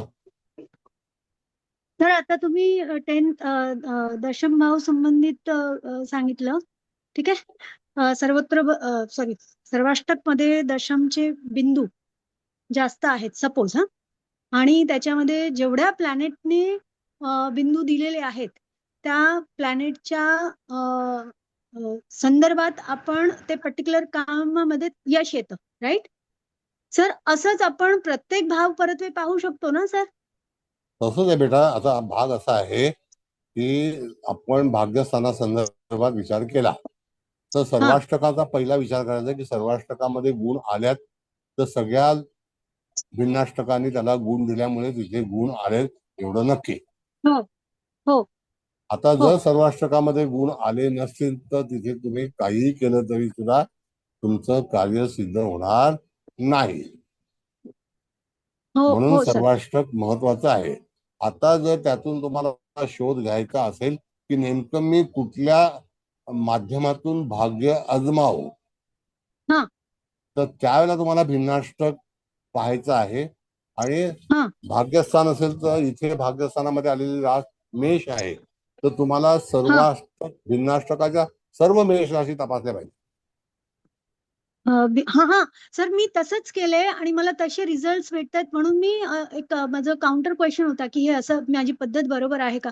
कारण मी शिक्षणासंदर्भी पाहिलं तर जिथे पॉइंट्स दिलेले आहेत ना ज्या ग्रहांनी, त्या ग्रहांच्या संदर्भातच शिक्षण झालेलं आहे. तसंच आता तुम्ही जे वर्किंग मध्ये सांगितलं की करिअर मध्ये, आता जे एक्झाम्पल दिलं हॉटेलचं आणि ज्योतिषाचं, तसं पण सर ते तंतोतंत जुळतंय. तसंच मी मॅरेज मध्ये पण पाहिलं ना सर, की जर आपण इमोशन्स वगैरे पाहतो तर ज्या ग्रहाने जसं तिथे पॉइंट दिलेले आहेत तसं त्याच व्यक्तीची वृत्ती आहे त्या भाव परत्वे. तर म्हणजे सर मी ज्या पद्धतीने रीडिंग करते ते बरोबर चालतंय. फक्त माझा एकच प्रश्न होता सर, जेव्हा आपण लग्नाचं भिन्नाष्टक वगैरे पाहतो ना, की लग्नाने इथे बिंदू दिलेत किंवा लग्नाने इथे बिंदू नाही दिलेत, सर इथे कसं कनेक्ट करायचं? हा आता माझा लग्नाने बिंदू इथे मी दिला थोडं म्हणजे तो अडकते. अप्रुव्हल नाही आहे. लग्नाने अप्रूव्हल बिंदू म्हणजे दिला सर म्हणजे व्यक्ती अप्रुव्हल नाही स्वतः, आहे. व्यक्ती नाही मग स्वतः त्याला ते यश मिळणार नाही. व्यक्ती स्वतः अस्तित्वात आहे पण त्याला त्यापासून लाभ मिळणार नाही. शेवटी लग्न म्हणजे जे जिथे असेल, वेट अ मिनिट, हा हा जे लग्न स्थान असेल, आता इथे शिवलग्न आहे, तिथे जर वृश्चिक असतं तर वृश्चिक राशीला 0 गुण आलेले आहेत. याचा अर्थ हा लग्न 0 झालंय, गुण कमी आलेले आहेत. पण त्यावेळेला ऐक माझं, जर हा समजा हा हा वृश्चिक ऐकते मी सर. राशीच्या उदित वरती जर लग्न झालं असतं, जन्म झाला असता तर 0 हा गुण आले नसते. हा सर, हे हे हे हे समजतंय मला, हे समजतंय मला, समजतंय पण ओके. मग समस्येचं कशाला हे करायचं? नाही नाही किंवा समजतं नाही सर, आता तुम्ही सांगताय ते ते ते कळतंय मला. ठीक आहे सर, थँक्यू थँक्यू. नाही. बरं, आता राहिला दुसरा भाग आयुष्यामध्ये. परत एक तुम्हाला हे सूचना देतो. प्रत्येक व्यक्तीला आयुष्यामध्ये काही ना काहीतरी दुःख हे येतं. नाही येत असा भाग बिलकुल नाही आहे. आता दुःख कुठलं असेल, समजा सरकारी दुःख आहे किंवा सामाजिक दुःख आहे, प्रापंचिक आहे, आर्थिक आहे, नातेसंदर्भात दुःख आहे, तर तुम्हाला काय करायचं आहे? तर तुम्हाला वेळ काढायचा आहे. आपल्याला आपल्या सरकारने सुद्धा मान्यता दिलेली आहे की take your time. Got it? कोर्टामध्ये गेल्यानंतर सुद्धा मॅजिस्ट्रेटला टेक युअर टाइम, त्यासाठी अपील आहे. ताबडतोब शिक्षा सुनावली जात नाही. तुम्हाला पूर्णपणे अधिकार असतात न्याय लढा देण्याचा. तसाच तुम्हाला इत्यादी जीवनामध्ये सुद्धा लढा देण्यासाठी सोय केलेली आहे, म्हणजे त्या ठिकाणी वेळ दिलेली आहे. तर यदा कदाचित तुम्ही ज्योतिषी आहात, तुमचा जातक त्रासामध्ये असेल, तर त्याला एक ट्रान्झिट समजवा की आता ह्या काळापर्यंत तुला वेट करावं लागेल. कळलं? वाक्य व्यवस्थित समजा. फार महत्वाचं सांगतोय तुम्हाला मी. कुठलाही प्रसंग आला, उदाहरणार्थ लग्न जमत नाही तर लग्न जमेल. कसं जमेल? Wait sometime. थोडा काळ वाट पहा, लग्न जमेल. तर मनुष्य आशावादी असतो. तुम्ही त्याला झटकन सांगितलं नाही होणारच नाही, असं बिलकुल करू नका. होईल, वाट पाहावी लागेल. आणि सर्व गोष्टी वाट पाहूनच पुढे जावं लागतं. सगळं जग हे आशाधारी आहे. आशेवरती जग चालतं. विमानात बसल्यानंतर ताबडतोब अमेरिकेला किंवा लंडनला जाणार असं नाही. You to wait for travel. तिथे पोहोचण्यापर्यंत तुम्हाला विमानामध्ये तुम्ही दुसऱ्याच्या ताब्यात असता. जोपर्यंत तुम्ही एक्झिट होत नाही तोपर्यंत तुमचा ताबा मिळालेला नसतो, तो कोणाच्या तरी हातात असतो. तसंच जीवन जे आहे हे कोणाच्या तरी औपचारिक ताब्यात आहे. त्याच्यातून आपल्याला बाहेर निघायचं आहे, तर त्याला ग्रहांची वाट पाहावी. आणि जर मूळ कुंडली चांगली असेल तर तुम्हाला एक्झिट ताबडतोब मिळतं. हा एक व्याकरणाचा भाग आहे. पटला का नाही पटला सांगा? हो सर, बरोबर सर आहे तुमचं. हो सर. बरोबर आहे सर. सर पटला. Yes. म्हणून कुठल्याही गोष्टीमध्ये अडचणी येतात, प्रत्येक माणसाला येतात. पण त्याच्यातून हो हो हो घाबरून असं होतंय का, त्याला जातकाला घाबरवून ठेवा आणि त्याच्याकडून मग पूजा करा, तसं चालत नाही. कळलं? म्हणून तसं काही करू नका. आणि जातकाला घाबरून तुम्ही काय मिळवणार? काही मिळू शकत नाही. त्यापेक्षा जातकाची दुआ घ्या, त्याच्यातून त्याला चांगलं मिळेल. हे जीवन आहे. पण तिथे जीवनाला स्थिरता पाहिजे. तर तुमची रास स्थिर पाहिजे, तुमचं लग्न स्थिर पाहिजे, तर तुम्ही तिथे हाताळू शकाल, नाही तर बदल होणार, मनुष्य घाबरतो लगेच. फाशीची शिक्षा सुनावल्यानंतर सुद्धा राष्ट्रपतींना अधिकार आहेत फाशी रद्द करण्याचे, म्हणून फासावर चढवीन तर फासावर चढवलं जात नाही. तिथे राष्ट्रपतीला आपण अर्ज करू शकतो, मृत्यूदंडाची शिक्षा माफ होऊ शकते. याचा अर्थ जर समजा एखादं संकट जातकाला आलं तर त्यावेळेला त्याला धीर द्या, त्याला सांगा जप कर, दान कर, वाट पहा, ग्रह आता बदलणार आहे, ग्रह बदलण्याची माहिती तुमच्याकडे असायला हवी. आणि अशी संकटे जी आहेत ती ग्रह बदलल्यानंतरच होतात, त्याच्या अगोदर होत नाही. आणि शेवटी जातकाचं मन हे भयभीत होतं, त्याला कारण पण अशीच असतात की ग्रह आपले तसे असतात म्हणून. प्रत्येक मनुष्य भीतीदायक असतो, म्हणून असं काही मनामध्ये राग ठेवू नका. प्रत्येकाच्या आयुष्यामध्ये आता 2 ग्रह ट्रान्झिटमध्ये बदल झाले. जर एक तर शनी महाराज मीनेला गेलेले आहेत आणि दुसरा राहू आता कुंभेला आहे. हे आजूबाजूचे ग्रह आहेत, हे त्या 2 राशींना धोबी पछाड आहे एवढं नक्की. आणि केतू सिंहला कळलं. सर आता त्याची इम्पॅक्ट पण पाहायला मिळतात सर, की आजूबाजूला जी तेच. परिस्थिती घडतीये आणि जे तुम्ही आता जे मार्गदर्शन केलं तर त्याप्रमाणे सर आताच्या सामाजिक स्थितीमध्ये लोकांना चांगल्या पद्धतीने मार्गदर्शन करण्यासाठी कुणी भेटत नाही आणि अशा वेळेस मग कधी कधी चुकीच्या व्यक्तींच्या संपर्कात येतात आणि आणखीन प्रॉब्लेम वाढले जातात. जर त्यांनी नाही म्हणजे आता ज्योतिष हा बोला बोला बोला, यू कम्प्लीट युअर सर. म्हणजे ज्योतिष याच ह्याच्यातनं त्यांनी मार्गदर्शन घ्यावं असं म्हणत नाहीये मी, पण कधी कधी जे आता तुम्ही जे एक्झॅक्टली तुम्ही जे बोलला त्याच्याशी मी अगदी सहमत आहे की आत्ता ग्रहण असं आहे ते बदलणार आहे, तर नुसतं खोटी आशा न दाखवता खरोखरच पॉझिटिव्हली हे सांगितलं ना सर तर खरंच त्यांना रिझल्ट येतात. आणि काही लोक म्हणजे त्यातनं म्हणजे ते भीतीदायक असे की काहीतरी घशामध्ये गाठच निर्माण झाली आहे, अचानक वडिलांना काहीतरी म्हणजे अटॅकच आला, सर्जरी सांगितली आहे, म्हणजे इतके क्रिटिकल केसेस मी आता पाहिल्या आजूबाजूला की आईला कॅन्सर झालाय आणि मग आता त्याच्या पुढे काय ह्याच्यासाठी देखील ज्योतिषशास्त्राची मदत घेतली जाते. अशी लोक येतात सर. येस मग अशा लोकांना या उत्तम मार्गदर्शन करणं ज्योतिषशास्त्राच्या साहाय्याने मला असं वाटतं हे देखील एक चांगलंच काम आहे की चांगल्या वेळेने आपण सांगितलं तर ते हो कळतं हो. लोकांना, ऍक्सेप्ट करतात सर लोक. आणि कसं असतं तुम्हाला सांगतो मॅडम, की जेव्हा जी गोष्ट व्हायची असेल त्यावेळेला होतं. जसं काल एक हो घटना तुम्ही मला परवा बोललात की परवा सिंह राशीमध्ये चंद्र होता, माहिती ना तुम्हाला. हो सर. हा, तेव्हा हो आपलं डिस्कशन झालं होतं, आय हो हो रिमेंबर. तर त्या येस सर. दिवशी एका माणसाचं असा वादविवाद झाला. तर मी GST ऑफिसला फोन केला, ते ठाण्याला वागळे इस्टेटला तिथे ऑफिस आहे. तर मी म्हटलं अशी अशी तक्रार आहे, त्याला किती दंड होऊ शकतो. तर मला कमीत कमी 10 लाख रुपये तर मी जाऊन ताबडतोब चार्ज मारेन. म्हटलं थांबा, पहिलं माझं काम करतो की नाही बघा, नंतर 10 लाख रुपये त्याच्याकडून हे करा. मी 2 तास वाट पाहिली, 3 तास वाट पाहिल्यानंतर तो मनुष्य आला आणि माझं काम करून गेला. आणि त्याला समजवलं की जर तू केलं नसतं तर तुला उद्या सकाळी 10 लाखाची फोडणी निश्चित होते. तर तुमच्याकडे कल्पनाशक्ती पाहिजे. माणसाला हरवण्यासाठी ट्रिक यूज केलं पाहिजे. माझं नुकसान झालं हरकत नाही, पण तुझं करणार. बरोबर आहे. तर ही कुंभराशीची जात आहे. कुंभराशी आता तुमची पण कुंभरास आहे, तर तुम्हाला माहिती आहे काय असं. हो करतात. सर. कुंभ लग्न आहे. ट्रिक वापरलीच पाहिजे. त्याला मी सरळ सांगितलं की उद्या सकाळपर्यंत तुझ्याकडे रेड होईल आणि GSTची रेड एकदम भारी आहे. कळलं? सगळा ऍड्रेस वगैरे शोधून ठेवला वर्तक नगरला. असं Yes, sir.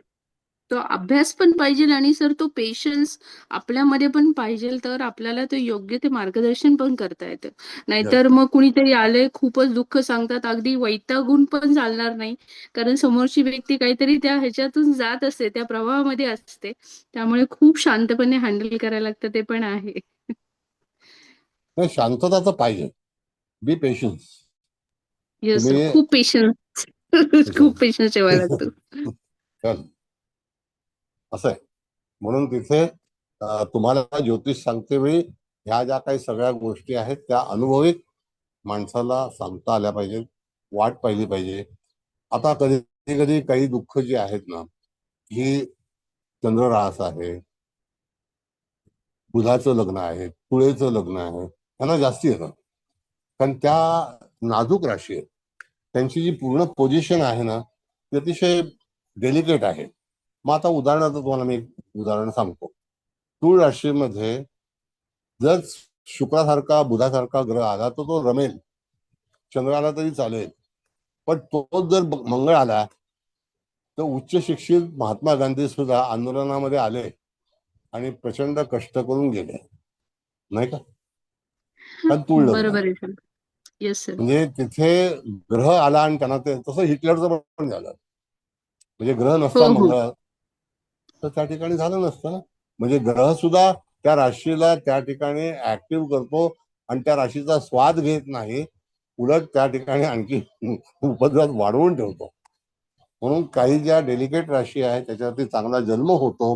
कर्क रास आहे, वृषभ रास आहे, मिथुन आहे, कन्या आहे, त्याच्यानंतर तिथे तूळ रास आहे. त्या अशा डेलिकेट आणि कॅपेबल राशी कुठल्या आहेत तर वृश्चिक आहे, कुंभ आहे, मकर आहे. ह्या कॅपेबल आहे.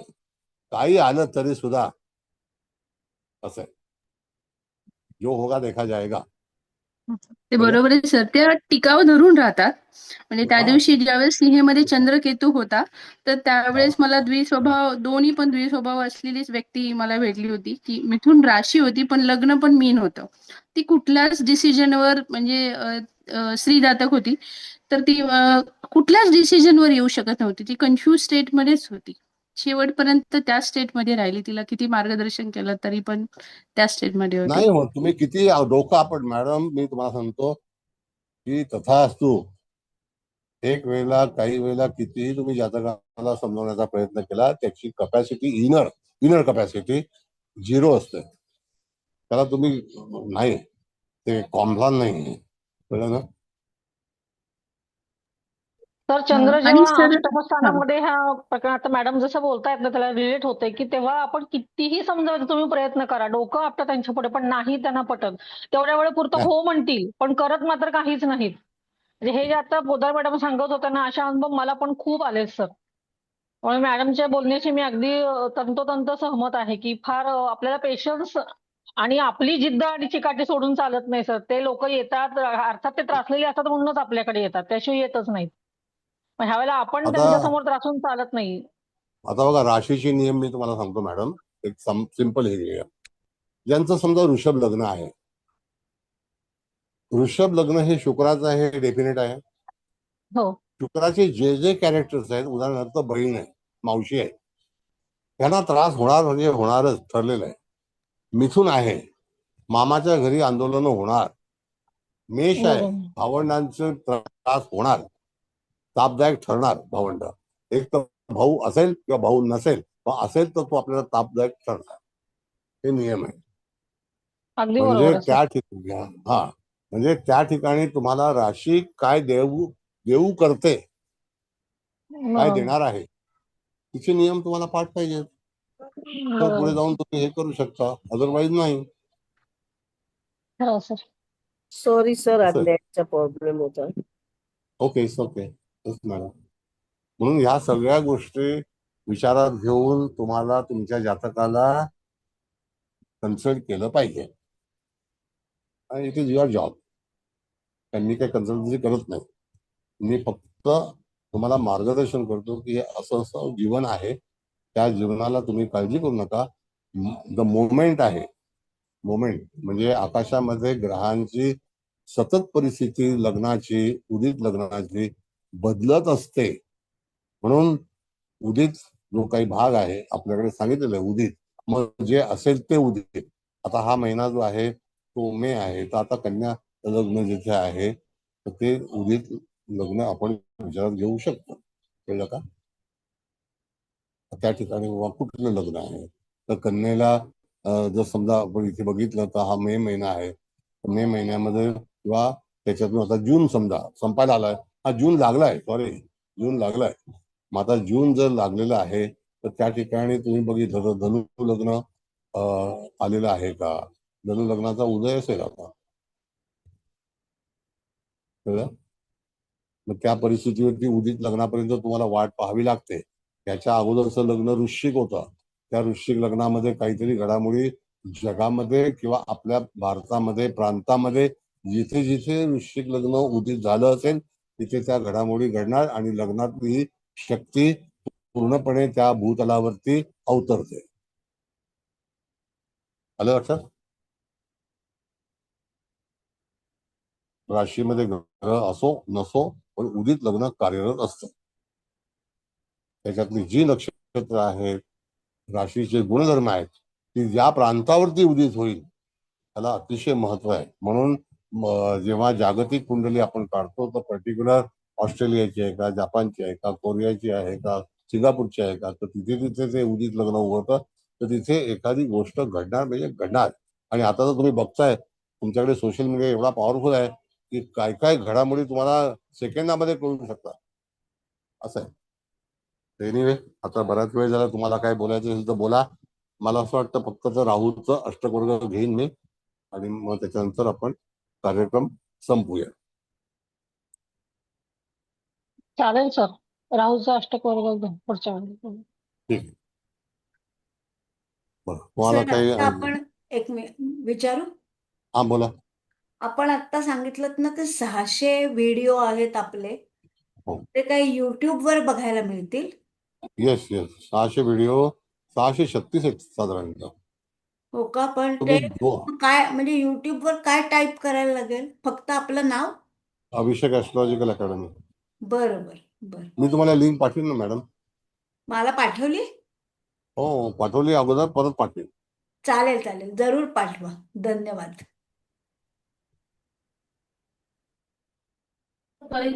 सर मला बी परत पाठवा ना लिंक.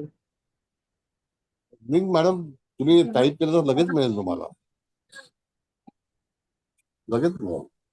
मी पाठवेन तरी सुद्धा पाठवेन. काय आहे, मी सगळ्या ग्रुपवरती टाकले का नाही तुम्हाला सांगतो. मी फक्त अशी नोटीस टाकली होती की ज्यांना व्हिडिओ पाहिजे असतील तर 500 व्हिडिओ उपलब्ध आहेत, संपर्क करा. तर काही लोकांनी संपर्क केले, त्या लोकांना पाठवून दिले. आता संपर्क नाही करणार तर मी लॉट मध्ये काय रस्त्यावरती बसू का विकायला? नाही ना. सर मी मेसेज टाकते आज. तुम्ही टाका, व्हॉट्सअपला टाका, टेलिग्रामला नका टाकू. कळलं? Okay sir, okay. बर, एनीबडी एल्स आहे कोणाला विचारायचं? सर मी बोलू का? हा बोला. हा सर, मागे मी तुम्हाला अष्टक वर्गाच्या संदर्भातल्या काही 1, 2, 3 असे कुंडले हे करून काही विचारलेलं होतं. तर त्याच्यामध्ये मला त्याची पुढची म्हणजे काही प्रश्नांची उत्तरं नव्हती भेटली. तर ती मला पुढे भेटली की पंचम आणि नवम स्थान बोला. टोटल काढतो आणि त्याप्रमाणे काही गोष्टी माझ्या निदर्शनात आल्या अशा की पंचम आणि नवम स्थानाची टोटल करून ती जर 56 पेक्षा कमी आली तर त्या केसमध्ये आयदर एज्युकेशनचा प्रॉब्लेम होता आणि एक जातक असं होतं की ती टोटल इक्वलच होती अगदी. मग ती अभ्यासामध्ये तर हुशार होती आणि शिवाय अनेक अडीअडचणी आल्या पण भाग्याची साथ त्या व्यक्तीला भेटत गेली. असं काही कुंडल्यात मला निदर्शनास आलं. त्याच्यानंतर काही ठिकाणी असं की की अतिशय गोल्ड मेडलिस्ट हुशार अशी डॉक्टर, पण तिला तिच्या पंचम आणि नवम स्थानाला मात्र मार्क्स कमी. मग नुसतं मार्क्सवरनं न जाता तर तिथं मी असं पाहिलं की जरी गोल्ड मेडलिस्ट आहे तर तिची पहिली संतती ही गेली आणि ती व्यक्ती अजिबात उपासना करत नाहीये. म्हणजे हे सुद्धा पंचम आणि नवम स्थानावरून आपण पाहतो, हे सुद्धा लक्षात आलं. त्याचबरोबर आणखीन एक टीचर आहे पण तिच्या पण पंचम स्थानाला आणि नवम स्थानाला बघा टीचर आहे ती, पण तिथेही तिलाही कमी मार्क्स आहेत. तिच्या एज्युकेशन मध्ये खूप गॅप झाले. त्यानंतर तिने टीचिंगची एज्युकेशन घेतलं आणि तिला देखील संतती उशिरा झाली आणि ती देखील उपासना फार काही करत नाही. म्हणजे ह्या काही गोष्टी मला पत्रिकेप्रमाणे इथे पाहायला भेटल्या की जिथे जिथे म्हणजे हे तर बेसिकच आपण सर्वाष्टक वर्गाच्या ह्याच्याप्रमाणे जे मार्क्स आहेत तर तिथे हे पाहायला देखील हे उत्तर मिळतात. Thank you sir. असं आहे मॅडम, सांगतो तुम्हाला. आता बघा, आपण 337 अष्टक वर्ग शिकतोय, बरोबर आहे? आपण 337 सगळेच मार्क घेतले तर सगळे ठिकाणी तुम्हाला उपलब्ध आहे. मग आपण त्रिकोणाचा का विचार केला? आपण केंद्रस्थानाचा विचार का केला? 4 केंद्रस्थान, 2 त्रिकोण स्थान, भाग्यस्थान, अमुक अमुक गोळा बेरीज करून आपण शेवटी ठरवलं. पण सरते शेवटी 337 हे डेफिनेट आहे, बरोबर? Yes sir. मग इंडिव्हिज्युअल हाऊसचा का नाही विचार करायचा असं माझं म्हणणं आहे. आपण हा. जोडीला किंवा 1, 4, 7, 10 पण घेतो, पण इंडिव्हिज्युअल जे हाऊस आहे तेच रिप्लाय देणार आहे. तर लोकांना एकत्रित करून सुद्धा एकच लीडर तयार होणार आहे, हे लक्षात ठेवा. हो बरोबर आहे सर. कळलं? असं आहे. येस सर, कळालं. Yes. बरं ठीक आहे. आता चव्हाण मॅडम समारोप हे करतील, अभिप्राय देतील. आता चव्हाण मॅडम, बहुत दिन के बाद आए हो. सर 1 मिनिट सांगते. हो सर. मी आपल्याजवळ मागितली लिंक, पण माझ्या लक्षात आलं मी बघताना चुकत होते. मला आलेली आहे लिंक. धन्यवाद. धन्यवाद. चव्हाण मॅडम, नुसतं छान झालं असं नाही, सविस्तर. मग सर नमस्कार. काय सांगू? नमस्ते नमस्ते नमस्ते, बोला सर मी गजानन पातोंडे, पत्रकार, अकोल्यावरनं. बोला. मी अकोल्यावर नाही म्हटलं, अकोला. गजानन हा बोला पातोंड, ना. पत्रकार. हा बोला. तर माझा पहिला दिवस आहे आजचा. हा बोला ना. माझा म्हटलं आजचा पहिला दिवस आहे. मला तुमचं ऐकून खूप चांगलं वाटलं आणि मी बराच मागं पडलेला आहे या गोष्टींनी.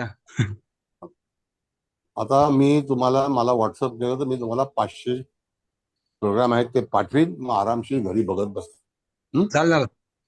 ठीक आहे. धन्यवाद सर. ओके. मनपूर्वक धन्यवाद. धन्यवाद धन्यवाद. हा चव्हाण मॅडम, हो युअर सर. ओपिनियन. अष्टक वर्ग हा क्लास आतापर्यंतचा तर खूपच सुंदर झाला आणि प्रत्येक स्थानाचे गुण बघायचे आणि त्याचे कारक ग्रह त्याला किती गुण मिळतात ते पाहायचं.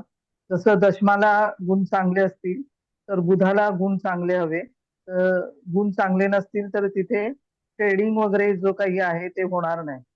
असं पद्धतीने अष्टक वर्ग पाहावं. आणि तुम्ही प्रत्येक लग्नामध्ये काय काय घटना घडतात, म्हणजे वृषभ लग्नाला बहिणीचा त्रास, हे सगळं अशा पद्धतीने जे सांगितलंय राशीवाईज ते अतिशय सुंदर सांगितलं. आणि दुसरं काय, बाकी वक्री ग्रह वगैरे कधी झाला, शनी कधी वक्री होणार वगैरे ते सांगितलं. खूप सुंदर झाला सर क्लास आतापर्यंत, अतिशय सुंदर. छान सर, नमस्कार. धन्यवाद. कृपा असावी अशीच. काय सर. बोला. आता आणखी कोण काय म्हणणार आहे तो बोला, एकदम बिनधास्त बोला. मी बरेच टीचर पाशी, गुरुजी पाशी क्लास केले, पण मग ती तुमची जी समजण्याची हे आहे त्या काय ती खूप चांगली वाटली मला. धन्यवाद. मस्त मी तुम्हाला वाटली. व्हिडिओ पाठवीन. टेरो कार्ड आहे, एंजल्स कार्ड आहे, एवढे 600 व्हिडिओ आजपर्यंत मराठीमध्ये सर्व कार्यशाळा हा सर्व कार्यशाळा. हो सर, पूर्ण करणार आहे. हा सर, मी थोडंफार शिकलेला आहे सर याच्यामध्ये, म्हणजे टक्के पूर्ण ज्ञान नाही मला. मी तुम्हाला, मला हॅलो करा, मी तुम्हाला लिंक पाठवतो. हो सर. ओके, धन्यवाद सर. धन्यवाद. हा बोला, कोण बोलताय? बोला. हा सर, नमस्कार. नमस्ते. नमस्कार सर. मेष लग्न आणि मेष चंद्र, त्याच्यामुळे मला हे भावाचा त्रास जाणवलाय बरं का सर आजपर्यंत. खूपच परफेक्ट नियम आहेत तुमचे. हो, तर पत्रिका तुमच्या लग्नी शनी आहे, सप्तम गुरु आहे आणि राहू आहे सर. तोंडावरती पत्रिका सांगितली होती. तुम्हाला अजून पाहिलं नाही, पण मी चेहऱ्यावरती पत्रिका, चेहरा नाही, तुमच्या आवाजावरून पत्रिका सांगितली होती. एकादशामध्येच राहू आहे, म्हणजे तो म्हणजे भाऊ त्या वहिनीसाठी त्रास गेलेला आहे आजपर्यंत.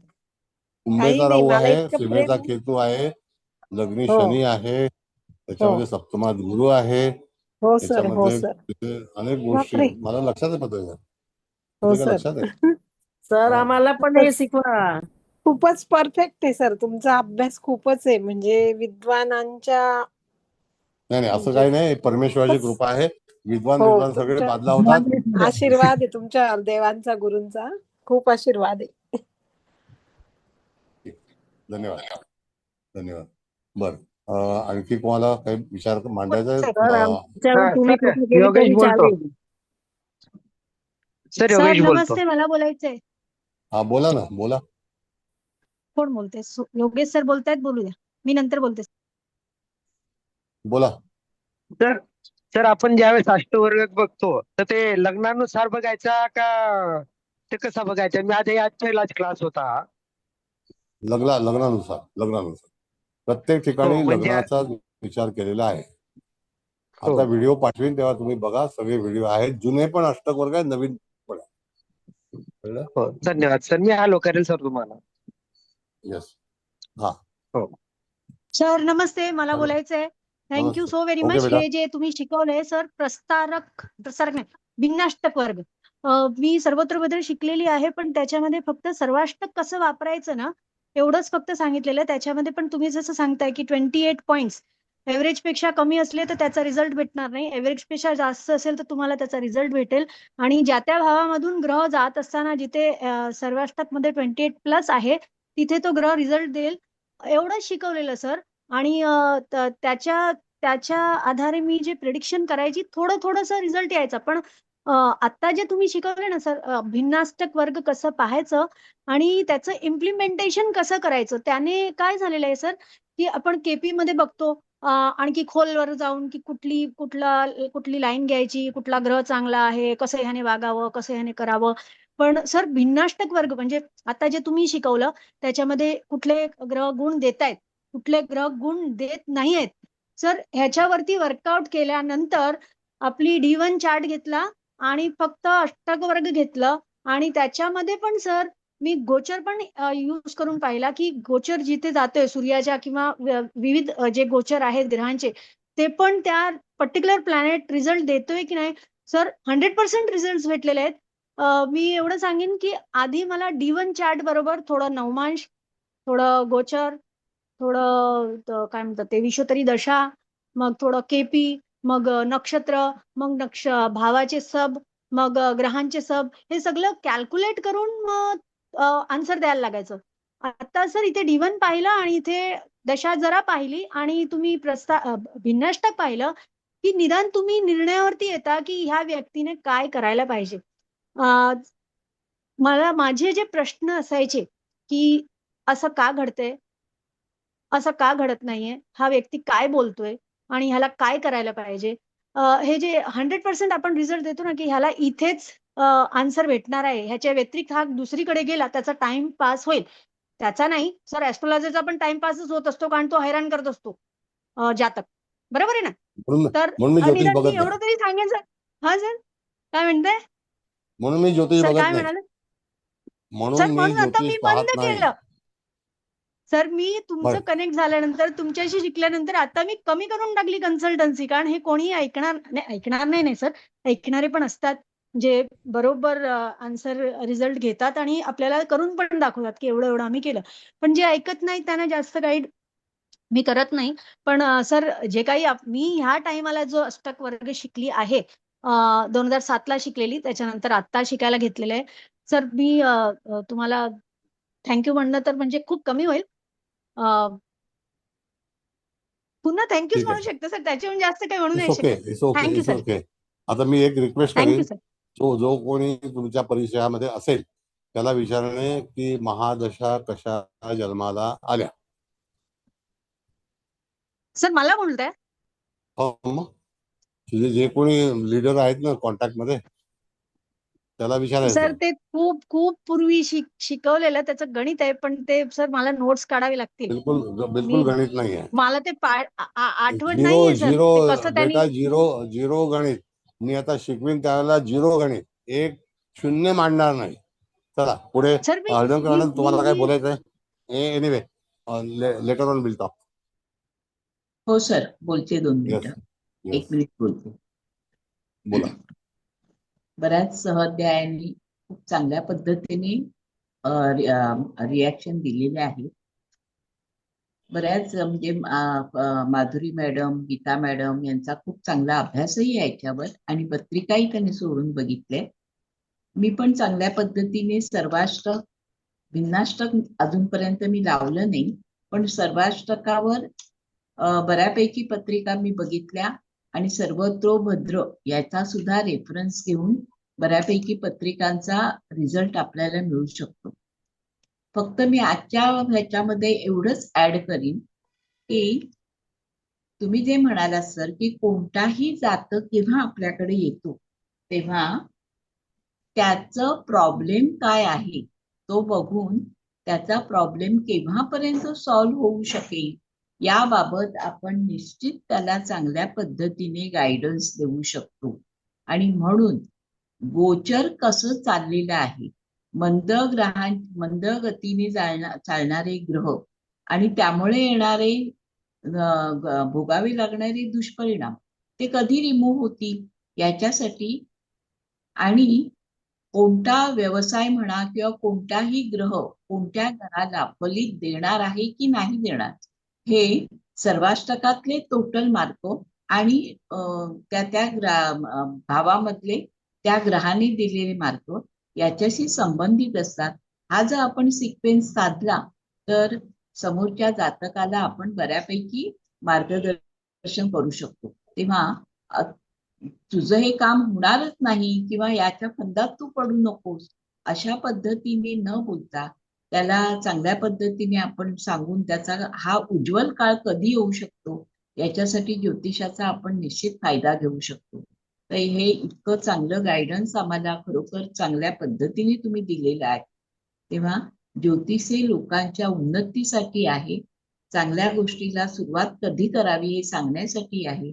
हा गाभा प्रत्येकाने लक्षात ठेवावा. हे फलित तुमच्या शिकवण्यातून आम्ही निश्चित चांगल्या पद्धतीने शिकलो. धन्यवाद सर. धन्यवाद. नमस्कार. आता कुबल मॅडम तुम्ही समारोप करा. होय, करते सर. सर सर्वात प्रथम तुम्हाला नमस्कार. चव्हाण मॅडम तुम्हाला पण नमस्कार आणि इथे उपस्थित सर्वांचे स्वागत आणि सर्वांना नमस्कार. आता सगळ्यांनीच खूप छान अभिप्राय दिले त्यामुळे आता परत पत्रिकेबद्दल काय बोलावं असं तर मला म्हणजे काय वाटत नाही, म्हणजे काही राहिलंच नाहीये. पण तुम्ही हे आम्हाला सांगितलं म्हणजे ते 8, 10, 11 म्हणजे मकर आणि कुंभ म्हणजे आमच्या घरातच या राशी आहेत, त्या खूप कपेबल आहेत असं तुम्ही म्हणालात ते बरोबर आहे.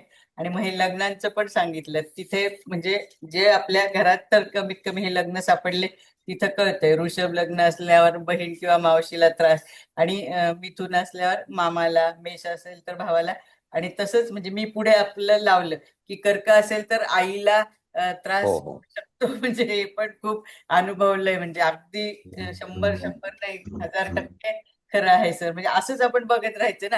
आता समजा सिंह लग्न असेल तर त्याच्या संततीला म्हणायचं का मग, कारण ती पंचम स्थानात येते म्हणून, बरोबर आहे ना असं.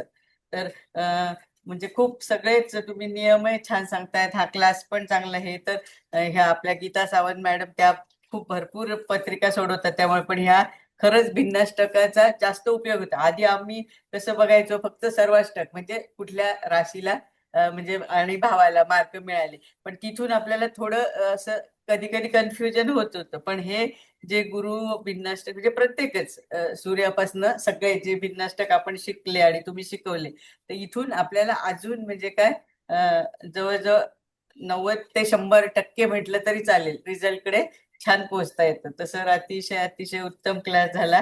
आता राहूचं तुम्ही घेणार आहात म्हणालात तर ते घ्या, म्हणजे अजून आम्हाला कळेल, कारण राहूचं भिन्नाष्टक तर बाहेर तर कोणी कुठलेच भिन्नाष्टक शिकवत नाही म्हणा, राहू तर काय शिकवणार.